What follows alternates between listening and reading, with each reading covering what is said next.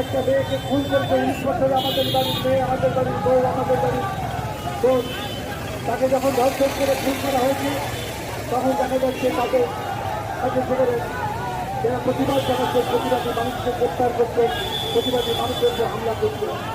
তাই প্রতিবাদ আমরা এখানে এসেছি।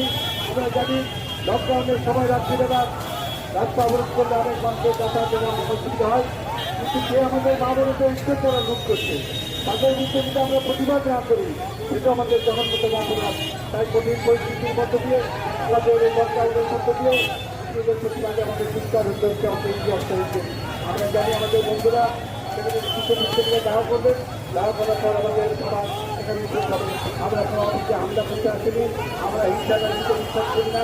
কারণ মহাত্মা গান্ধীর জন্মদিন আমরা মহাসমাবেশ ভারতবর্ষে পালন করবো। কিন্তু সাথে সাথে এই প্রতিবাদ যেটা রাহুল গান্ধী আজকে শুরু করেছেন, সেই প্রতিবাদ আন্দোলন চলছে, থেকে থেকে আরো চিনতে হবে, আপনার চলতে হবে। সবাইকে আবেদন এগিয়ে আসুন, অন্যায় বিরুদ্ধে প্রতিবাদ জানান, মা বোনদের ইজ্জত জন্মমুখী এগিয়ে আসুন। এই আহ্বান বক্তব্য